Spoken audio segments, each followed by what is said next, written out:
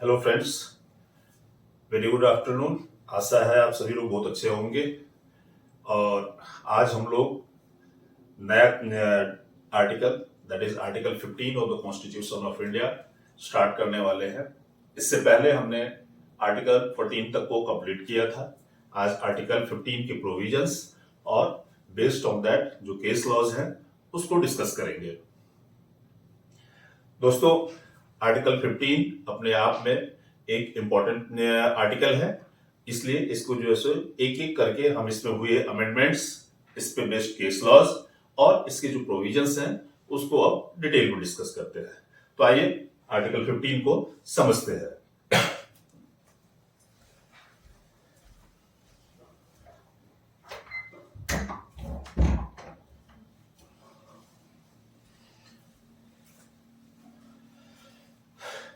दोस्तों, आर्टिकल 15 कहता क्या है? आर्टिकल 15 बेसिकली जो है वो डिस्क्रिमिनेशन को रोकने की बात करता है। जैसा कि आप लोग जानते हैं कि आर्टिकल 14 में से लेके आर्टिकल 18 तक राइट ऑफ इक्वालिटी की बात है। तो राइट ऑफ इक्वालिटी तभी किसी को मिल सकता है जब डिस्क्रिमिनेशन नहीं हो। तो आपने आर्टिकल 14 को देखा, अब आर्टिकल 15 में देखते हैं। आर्टिकल 15 जो बेसिकली डिस्क्रिमिनेशन को दूर करता है वो है किस बेस पे? On the basis of religion, race, caste, sex.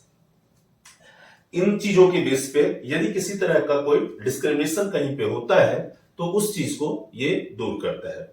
सबसे पहली बात ये है, इन आर्टिकल 15 में जो दिया हुआ है, जो ये बेसिस दिए हुए हैं कि इन बेसिस पे होने वाले डिस्क्रिमिनेशन जो है वो डिस्क्रिमिनेशन किस चीज के लिए होगा तो इसे दूर किया जाएगा। तो ये कहता है आर्टिकल 15 कि if any person discriminating any citizen to access public place और use of public properties such as tanks, ghats, wells, etc., and are maintained by the state or on that are intended to use of general public।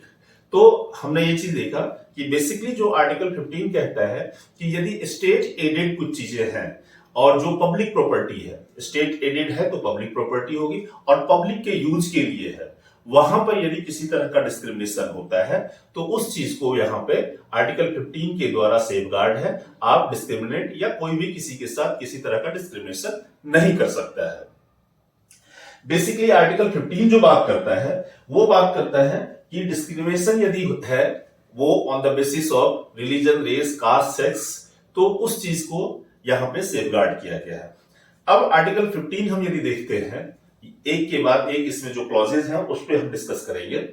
Article 15 में basically आज के date में total 6 clauses है। पहला जो 3 clause है वो at the time of constitution, जब कॉन्स्टिट्यूशन बना था उसी टाइम में आर्टिकल 15 में 3 क्लॉजेज थे। But later on as and when government और the administrator thoughts it is required, उन्हें लगा कि जरूरत है और डिफरेंट सिचुएशंस का डिमांड आया तो उसमें एक के बाद एक 3 क्लॉजेस जोड़े गए हैं। जिसमें क्लॉज 4 जो था वो कॉन्स्टिट्यूशन के फर्स्ट अमेंडमेंट एक्ट में ही जोड़ गया था, जबकि क्लॉज 5 जो है वो कॉन्स्टिट्यूशन के 93rd अमेंडमेंट में जो है, जो कि 2005 में आया तब जुड़ा, और आर्टिकल 15 का जो क्लॉज 6 है वो 2019 में जुड़ा है। तो इस तरह से आपने देखा कि आर्टिकल 15 किस तरह से समय के साथ in due course of time as पर requirement article 15 has amended and it has added different clauses, that is clause 4, clause 5, clause 6। It is also, you can also see that Article 15 Clause 4 was amended very early after the Constitution, because Constitution 1949 में बना था और जो first amendment हुआ था उसी में article 15 को जोड़ दिया गया था। जबकि फर्दर जो है आर्टिकल 15 का क्लॉज 5 और क्लॉज 6 वो लेटर ऑन काफी टाइम के बाद, दैट इज 2005 एंड 2019 में जो इसे ऐड किया गया था और आर्टिकल 15 को अमेंड किया गया था। अब हम आर्टिकल 15 के एक एक क्लॉज को देखते हैं। जैसा कि सबसे पहला क्लॉज क्या चीज कहता है, the state shall not discriminate. Who shell not discriminate? The state shall not discriminate against any citizen. तो यहां पे आप एक एक चीज को हम लोग जैसे पहले भी डिस्कस करते आए हैं, इंपॉर्टेंट चीजें क्या है, the state shall not discriminate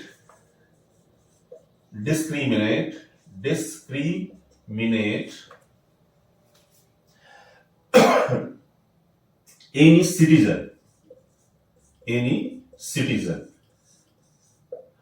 only of religion, caste, race, sex, place of birth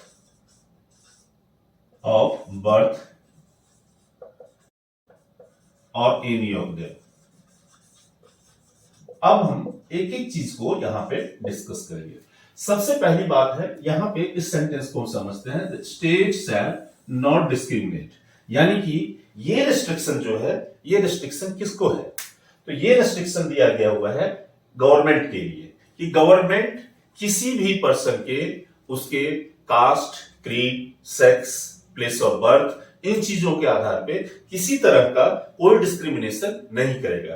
कई बार ऐसा होता है कि स्टेट गवर्नमेंट्स जो हैं अपने स्टेट के लोगों के लिए यदि कई जियोज निकालती है, कई जो है निकालती है, तो उन चीजों के लिए जो कि आप आगे देखोगे कि काफी लीडिंग केसेस हैं, उसमें आपको देखने को मिलेगा कि स्टेट को इस चीज के लिए कैसे रिस्ट्रिक्ट किया गया है। पहली बात तो ये चीज है कि ये जो प्रोविजन है, ये प्रोविजन जो पहला सेंटेंस है कि स्टेट, ये जो लैंग्वेज आप देख रहे हो, ये जब कॉन्स्टिट्यूशन फ्रेम किया गया था उसी टाइम में ये लैंग्वेज दिया गया था। ये बेसिक लैंग्वेज है जो हमारे कॉन्स्टिट्यूशन के आर्टिकल 15 का है। तो स्टेट शैल नॉट डिस्क्रिमिनेट, ये दूसरी बात क्या चीज है, डिस्क्रिमिनेशन। तो डिस्क्रिमिनेशन का मतलब क्या होता है, इसको हमने लिखेंगे, और ये है किसके लिए, ये जो राइट दिया गया हुआ है, ये राइट किसको दिया गया है, सिटीजन के लिए। यानी कि आपने देखा पहले जैसे आर्टिकल 14 था, वो पर्सन की बात कर रहा था, यानी कि उसके लिए हमने पहले भी डिस्कस किया हुआ है कि कुछ फंडामेंटल राइट्स जो हैं वो पर्सन को हैं, जबकि कुछ फंडामेंटल राइट्स जो रिस्ट्रिक्टेड कहां तक है, सिटीजन के लिए हैं, ये सिर्फ उन्हीं के लिए अवेलेबल है। तो हमारा आर्टिकल 15 जो है ये भी सिर्फ सिटीजन के लिए अवेलेबल है, ना कि अदर देन सिटीजन के लिए अवेलेबल है। तो क्या चीज कहता है, the state shall not discriminate any citizen only of religion, caste, race, sex, place of birth और एनी ऑफ देम। इसमें बड़ा ही इंपॉर्टेंट केस है, that is Nainsukh Das versus state of UP का केस है, जो कि हम आगे अभी डिस्कस करेंगे। तो यहां पे सबसे पहले कुछ वर्ड्स जो है, जो कि इस सेंटेंस में दिया हुआ है, जो कि इस क्लॉज में दिया हुआ है, आर्टिकल 15 के क्लॉज 1 में, उसे हम डिस्कस करते हैं। तो सबसे पहला वर्ड क्या है, the state shall not discriminate any citizen only on grounds only of.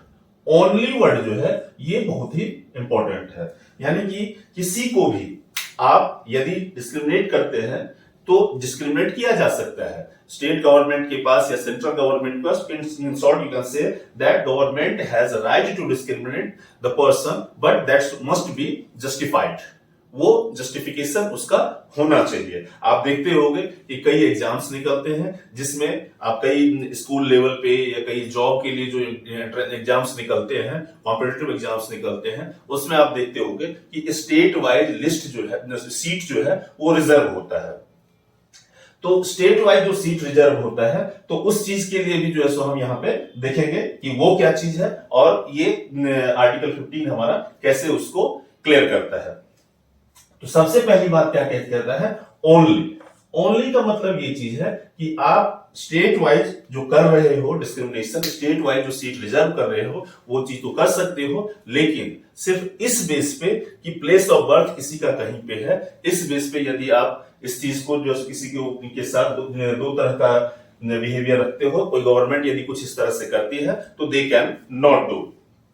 तो यहां पे सबसे पहली बात क्या है, only in clause 1 of article 15 indicates that prohibition is imposed for the discrimination merely on the particular ground। Means कि यहां पे डिस्क्रिमिनेशन करने से मना नहीं किया गया। ओनली वर्ड का इंपॉर्टेंस यहां पे क्या चीज है कि डिस्क्रिमिनेशन करने से मना तो नहीं किया गया है, लेकिन सिर्फ इन्हीं आधार पे जो कि यहां पे स्पेसिफाई किया गया है कि दैट इज कॉल्ड रिलीजन और कास्ट और रेस और सेक्स और प्लेस ऑफ बर्थ, सिर्फ इन्हीं में से किसी के आधार पे यदि आप किसी को डिस्क्रिमिनेट कर रहे हो, state can not do that, state is restricted for that. यदि इसके साथ साथ इनमें से कोई एक चीज है और इसके साथ साथ और कोई जस्टिफिकेशन है, in that case you can do this. क्योंकि ये आप आर्टिकल 15 में जब अगले प्रोविजंस पढ़ोगे तो उसमें देखोगे कि इनेबलिंग प्रोविजंस भी दिए हुए हैं स्टेट के साथ, और इनसे जो है सो उन्हें डिस्क्रिमिनेशन का राइट भी दिया गया हुआ है। दूसरी बात क्या कहता है कि डिस्क्रिमिनेशन, डिस्क्रिमिनेशन का मतलब क्या चीज होता है? तो डिस्क्रिमिनेशन का मतलब जो है वो सबसे पहली बात है कि डिस्क्रिमिनेशन वर्ड जो है वो रेस्ट्रिक्टिव वर्ड है। रेस्ट्रिक्टिव वर्ड इट मींस क्या चीज है कि आप किसी को रोक रहे हो किसी चीज के लिए। आपने पहले भी देखा, अभी हमने जब स्टार्ट किया था तो उसमें ये क्या चीज हमने देखा कि किन किन चीजों के लिए है कि जो पब्लिक प्रॉपर्टी है, जैसे कि और जहां पे पब्लिक को जो है प्लेस पब्लिक का एक्सेस है वो आप रोकते हो, तो वो चीज आप नहीं कर सकते हो। इसमें दो केस जो है जिसे हम डिस्कस भी करेंगे, सबसे एक है Nainsukh Das versus state of UP का, और दूसरा केस है DP Joshi versus state of MP का, मध्य भारत। अब इसमें हम जो बात कर रहे थे, एक एक वर्ड को हम फिर फर्दर डिस्क्राइब करते हैं।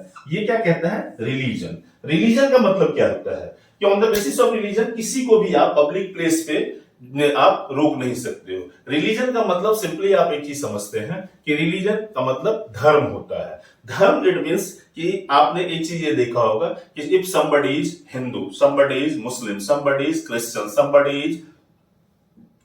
समबडी इज सिख, तो यदि कोई पब्लिक एडेड प्रॉपर्टी है, कोई जो है गवर्नमेंट एडेड प्रॉपर्टी है, तो उसमें आप इस बेस पे सपोज करते हैं कि हिंदू ने कोई मंदिर है, तो आप इस बेस पे कि कोई पर्टिकुलर पर्सन हिंदू नहीं है, बिकॉज मंदिर जो है वो हिंदू रिलीजन के लिए जो है वर्शिप प्लेस माना जाता है, तो सिर्फ इस बेस पे कि वो हिंदू नहीं है तो आप या पर्टिकुलर कम्युनिटी का है, तो इस बेस पे आप ये रिस्ट्रिक्ट नहीं कर सकते हो कि वो वहां पे नहीं जाएगा। जैसे मान लेते हैं, आपने देखा होगा कि कई गुरुद्वारे हैं, गुरुद्वारे में किसी को जाने से कोई रिस्ट्रिक्शन नहीं किया जा सकता है। कोई मंदिर है, कोई मस्जिद है, तो उसमें किसी को जाने से जो पब्लिक के लिए बनाया गया हुआ है उसमें इस बेस पे कि कोई पर्टिकुलर ये जो है हम ये चीज कहेंगे कि ये पर्टिकुलर कम्युनिटी के लिए, पर्टिकुलर रिलीजन के लिए जो है सो वर्शिप का प्लेस है, तो यहां पे कोई दूसरे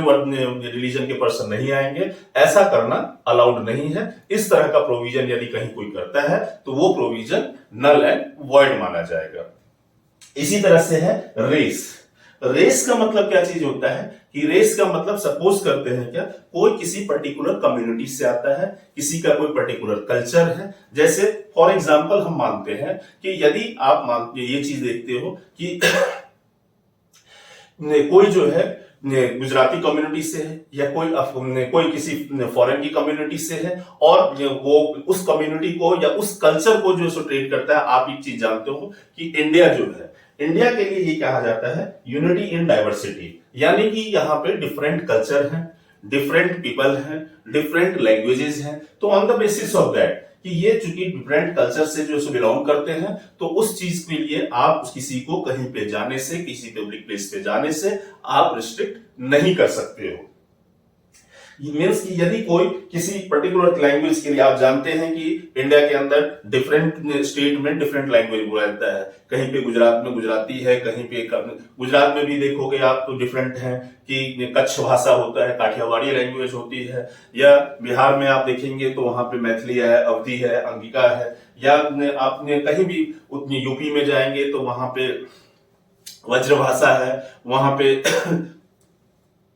जो बोलते हैं खड़ी बोली है, वहां पे अवधी लैंग्वेज है। तो ये सब जो है so they are called from that particular race. तो इस तरीके से आप कोई पर्टिकुलर लैंग्वेज, पर्टिकुलर कल्चर को अडॉप्ट से बिलोंग करता है, तो उस बेस पे कि ये उस कल्चर से है, आप किसी तरह का डिस्क्रिमिनेशन नहीं कर सकते हैं। And the most important is what, that is caste. Caste means जो कि हमारे यहाँ पे पुराने समय में खास करके ज्यादा प्रिविलेज रहा है। You know that in our earlier historical society, पहले क्या चीज हमारे यहाँ पे था कि जो वर्ण व्यवस्था की हम बात करते हैं, on the basis of that कई बार ऐसा होता है, और this is very much ironically that in our country yet constitution has been framed, we have got independence 75 years 76 years earlier, but yet in our society, in our country, this caste system is still persisting. तो ये चीज जो है, but constitution does not allow for that. Article 15 restricts for that कि आप यदि इस तरह का कोई बिहेवियर करते हो, किसी के कास्ट के बेसिस पे कोई बिहेवियर करते हो, that is not allowed at all, that is restricted very much. कि सपोज करते हैं, नॉर्मली देखा जाता है कि पिछड़ी जाति जैसे कि शेड्यूल कास्ट है और कोई फॉरवर्ड कास्ट है, फॉरवर्ड कास्ट है, तो ये हमारे यहाँ के सोसाइटी का जो है ये हिस्ट्री रहा है। आप हिस्ट्री में भी पढ़े होंगे, आप यदि इंडियन हिस्ट्री पढ़ते हो तो उसमें भी आपने देखा होगा कि कई बार ऐसा पढ़ा होगा, या आज भी जो है सो बहुत सारे स्टेट हैं जहां पे ये चीजें प्रिवेल है कि वहां पे जो शेड्यूल कास्ट के लोग हैं उन्हें फॉरवर्ड कास्ट के लोग जो है अपने बीच में बैठने नहीं देते हैं। जहां पानी की दिक्कत है, वहां पानी भरना हो तो यदि उन्होंने जो है सो किसी जगह को छू दिया तो उस चीज के लिए जो है सो भी वहां पे भेदभाव किया जाता है, तो that is not allowed under constitution. Further sex की बात करें तो हमारे यूजुअली जो है सो ह्यूमन बीइंग जो है उसमें 3 तरह के लोग होते हैं, mail, female and transgender.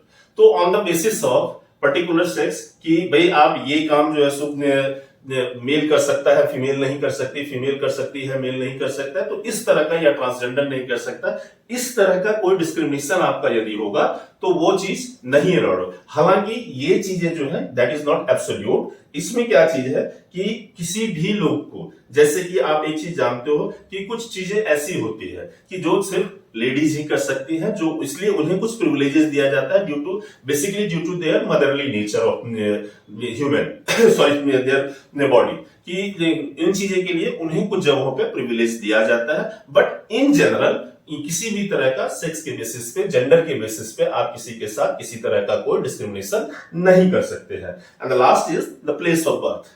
Place of birth की बात करें तो प्लेस जहां पे किसी का जो बर्थ हुआ है that can never be the reason for discrimination. कि भाई कोई बिहार से में पैदा हुआ या कोई महाराष्ट्र में पैदा हुआ या कोई जो कहीं और पैदा हुआ, तो इसके बेस पे आप किसी भी तरह का कोई डिस्क्रिमिनेशन नहीं कर सकते हैं। तो ये चीज था हमारा आर्टिकल 15(1). अब बात करते हैं 15(2) की। 15(2) क्या कहता है कि नो सिटीजन, आप हमेशा ध्यान रखें आर्टिकल 15 को पढ़ने से पहले कि article 15 is limited to the citizen. तो आर्टिकल 15(2) क्या कहता है, no citizen shall on grounds again only of religion, race, caste, sex, place of birth और any of them subject to any disability, liability, restriction और condition with regard to the access of shops. अभी हमने क्या चीज कहा 15(1) में जो है सो ये सिंपली बेसिकली ये चीज दिया गया था कि उन चीजों के बेस पे किसी भी तरह का कोई रिस्ट्रिक्शन, किसी के साथ कोई डिस्क्रिमिनेशन नहीं किया जा सकता है। अब आर्टिकल 15(2) में स्पेसिफिकली कहा गया है कि कहां के लिए जो है सो नहीं किया जा सकता है, access to shops, public restaurants, hotels and places of public entertainment.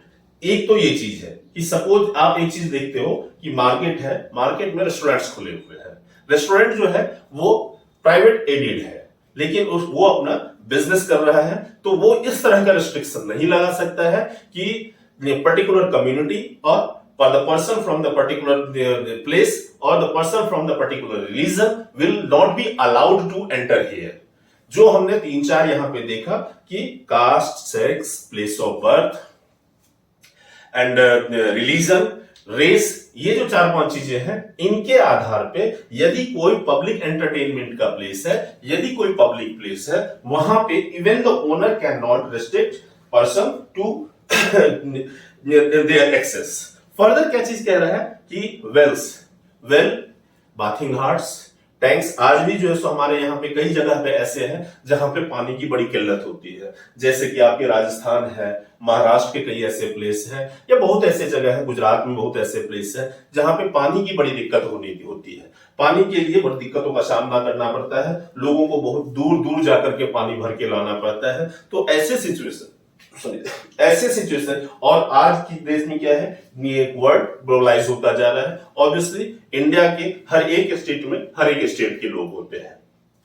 तो on the basis of place of birth कि तुम राजस्थान का एरिया है, तुम गुजरात में पैदा हुए, गुजरात के देश में तुम्हारा जन्म हुआ था, इस वजह से तुम यदि यहाँ पे आके जो है पानी भर रहे हो तो हम नहीं भरने देंगे, ऐसा नहीं कहा जा सकता है, because that is public place. और जो स्टेट फंडेड है होली और पार्टली, जिन स्टेट फंड से स्टेट गवर्नमेंट जो है वो कई जगह पे पानी की व्यवस्था करती है, नलकूप वगैरह लगाती है, तो वहां पे यदि कुएं खुदवाती है, वहां पे यदि पब्लिक टॉयलेट्स है, सुलभ शौचालय वगैरह आपने देखा होगा, तो इन सारी जगहों पे एक्सेस के लिए भी एक तो public place whether that is aided by government और not, that does not affect. दूसरी बात कहता है जो कि गवर्नमेंट एडेड है, पब्लिक प्लेसेस हैं, पब्लिक पार्किंग हार्ट्स है, टैंक्स है, उन सब जगहों पे भी किसी भी तरह का डिस्क्रिमिनेशन नहीं किया जा सकता है। फर्दर आर्टिकल 15(3) की बात करते हैं। आर्टिकल 15(3) जो है ये इसमें क्या कहता है कि स्टेट यदि चाहे, अभी तक आपने देखा कि दो चीजें जो थी वो रिस्ट्रिक्टिव था, लोगों को एक एक्सेस दिया जाता है, उसमें ये चीज कहता है किसी के साथ कोई डिस्क्रिमिनेशन नहीं किया जाएगा, मींस सभी लोग बराबर है, चाहे वो मर्द है, चाहे वो औरत है, चाहे वो हिंदू है, चाहे वो मुस्लिम है, चाहे वो पंजाबी है, चाहे वो मराठी है, कुछ भी है। तो ये वो जो है सो वहां पे क्या चीज कह रहा था कि वहां पे किसी भी तरह का, यानी कि सब बराबर है, वो चीज आर्टिकल 1 और आर्टिकल 15 के आर्टिकल क्लॉज 1 और क्लॉज 2 में कहा गया है। लेकिन आर्टिकल 3 जो है ये एक इनेबलिंग प्रोविजन है, इनेबलिंग प्रोविजन, सॉरी आर्टिकल 3 नहीं, क्लॉज 3 ऑफ आर्टिकल 15। क्लॉज 3 जो है ये इनेबलिंग प्रोविजन है। किसके लिए इनेबलिंग प्रोविजन है?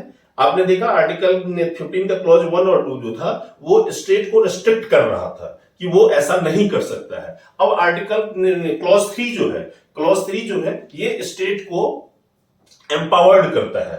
एम्पावर्ड किसके लिए करता है? डिस्क्रिमिनेशन करने के लिए। But we will not say it discrimination, because discrimination is a negative word which says that somebody will be restricted to have particular rights।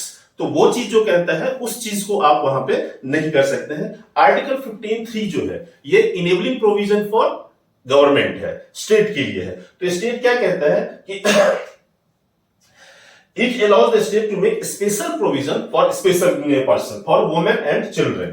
Basically आप एक चीज जानते हो कि आपने लॉ में एक चीज देखा होगा, if you are the law student, if you are the student of company secretary or chartered accountant, if you are the preparing for competitive exams and the law is your paper like UPSC, BPSC, तो आपने एक चीज ये देखा होगा कि law में एक चीज होता है कि जितने भी जो है सेफ्टीज दिए हुए हैं, जितने भी प्रिविलेजेस दिए हुए हैं, वो लॉ में वीकर सेक्शन को दिया गया हुआ है, चाहे वो वुमेन हो, चाहे वो चाइल्ड हो, चिल्ड्रन हो, चाहे वो शेड्यूल कास्ट हो।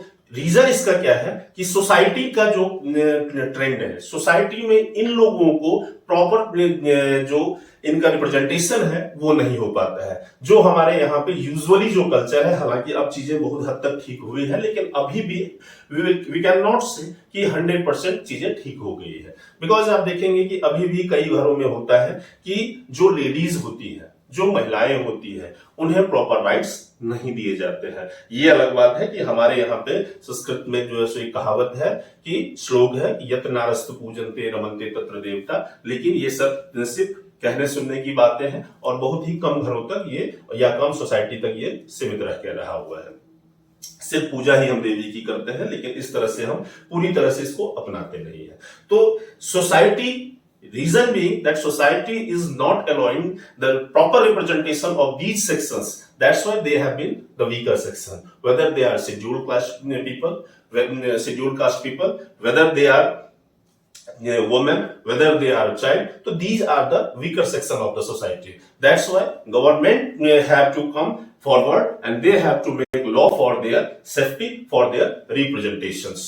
तो यहाँ पे आर्टिकल 15 क्लॉज 3 जो है ये वुमेन और चाइल्ड के लिए गवर्नमेंट को क्या करता है, इनेबलिंग प्रोविजन है ये, और ये इनको एम्पावर करता है कि यदि वो उन्हें लगता है तो वो यहाँ पे वुमेन और चाइल्ड के लिए स्पेशल प्रोविजंस बना सकते हैं, उनको एक्स्ट्रा प्रिविलेज दिया जा सकता है।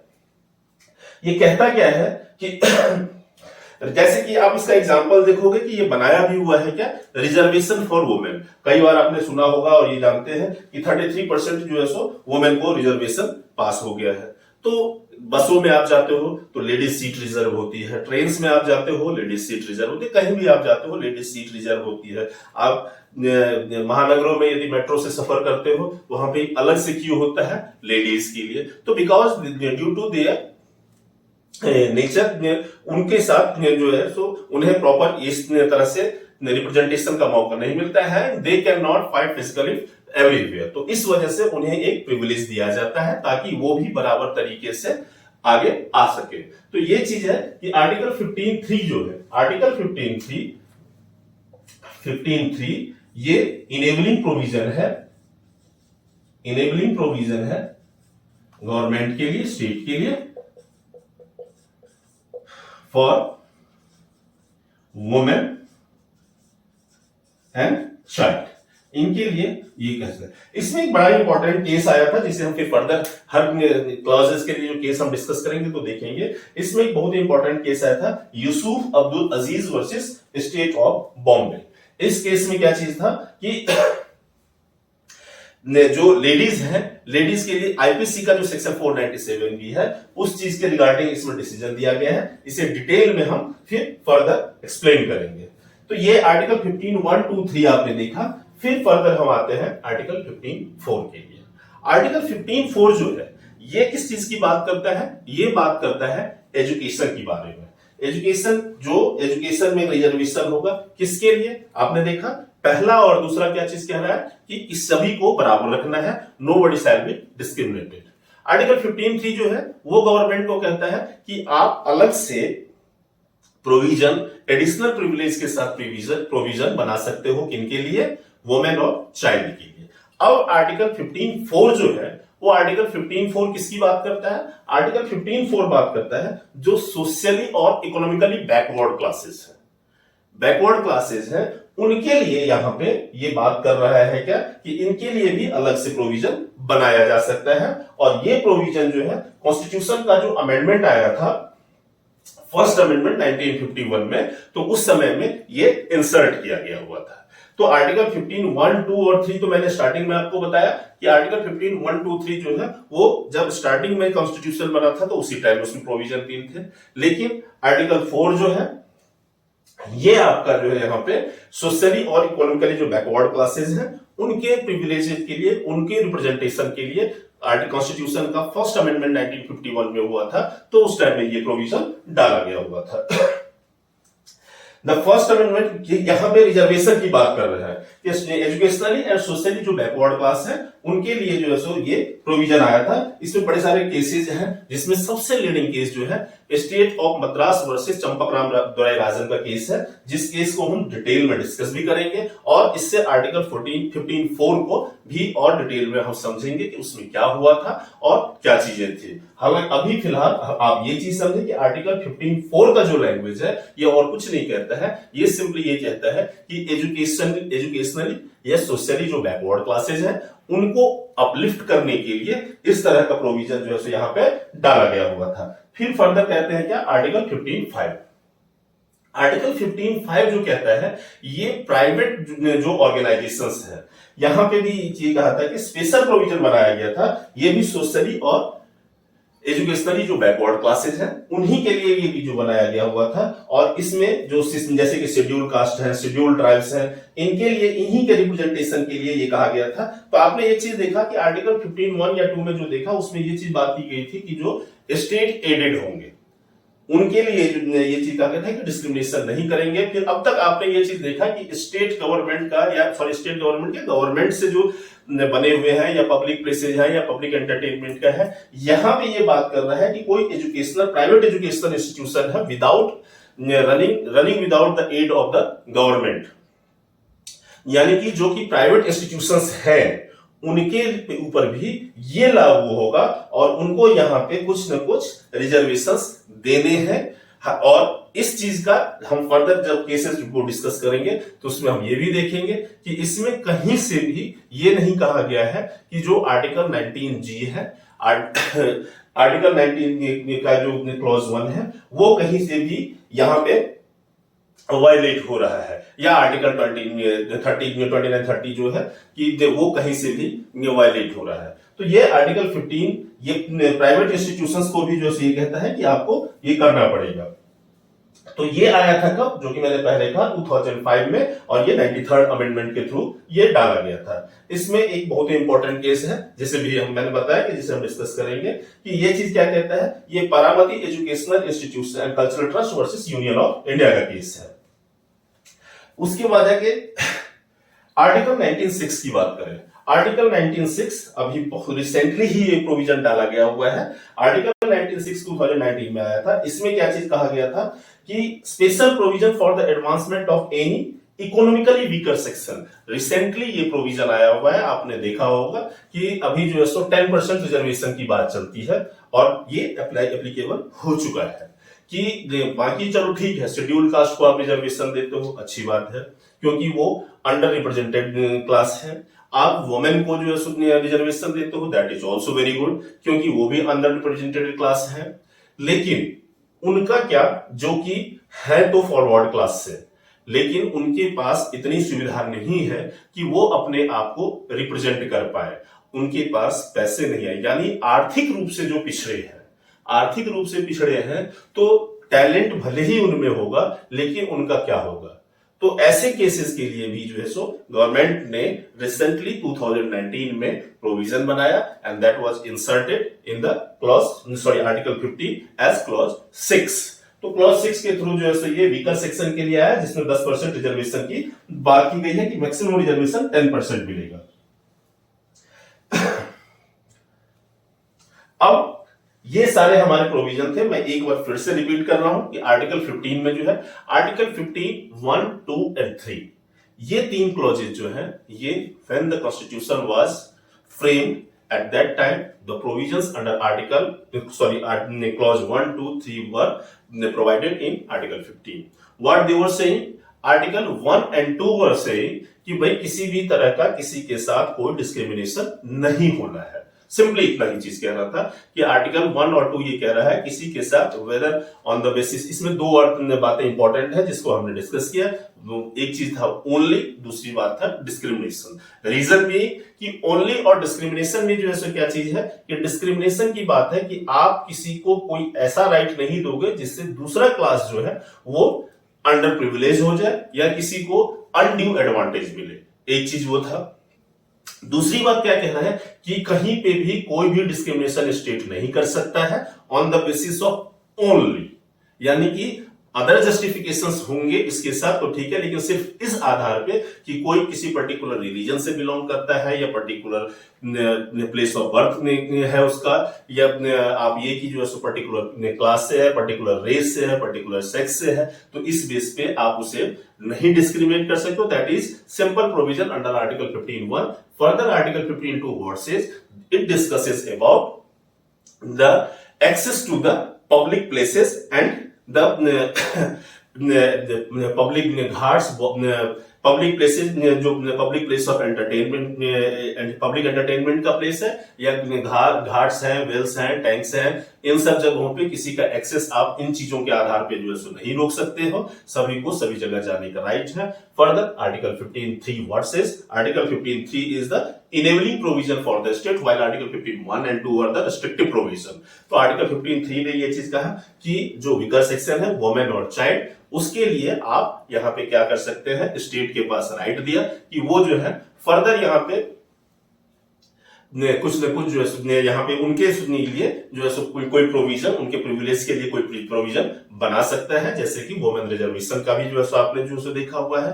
फर्दर आर्टिकल 4 और आर्टिकल 5 की बात यदि करें तो आर्टिकल 4 और 5 जो है शेड्यूल कास्ट या सोशली और इकोनॉमिकली बैकवर्ड क्लासेज जो है उनके रिप्रेजेंटेशन की बात करता है, जिसमें कि आर्टिकल 5 जो बात करता है कि कहीं भी जो है उनका जो प्रिविलेज होगा, कहीं भी उनको जो भी एजुकेशनल सोसाइटी में एजुकेशनल इंस्टीट्यूशंस वगैरह में वहां भी किया जा सकता है, उन्हें रिजर्वेशन दिया जा सकता है। आर्टिकल 15(5) क्या चीज कहता है कि इवन जो प्राइवेट ऑर्गेनाइजेशंस हैं, प्राइवेट ऑर्गेनाइजेशन को भी कुछ यदि स्टेट को लगता है, गवर्नमेंट को लगता है कि कुछ जो है यहाँ पे रिजर्वेशन किसी पर्टिकुलर क्लास को दिया जाना चाहिए, तो उन्हें देना पड़ेगा, and that shall not be in the violation of article 19।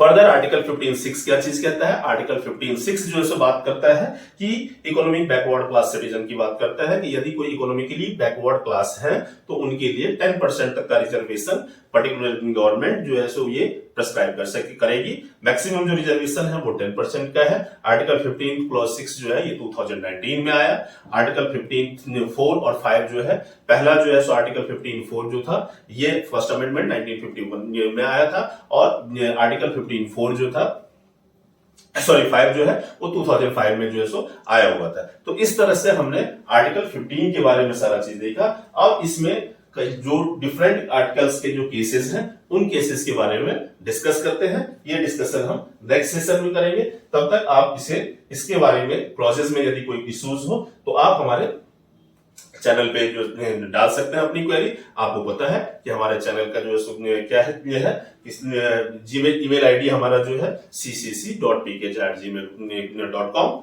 और हमारे यूट्यूब चैनल पे भी आप कमेंट बॉक्स में भी जो है आप अपना डाल सकते हैं। तो ये हमारा आर्टिकल 15(1) था। नेक्स्ट क्लास में we will discuss about cases, leading cases decided under article 15 by the honourable supreme courts and high courts. तो जो लीडिंग केसेस हैं उसके बारे में फिर हम फर्दर डिस्कशन करते हैं। टिल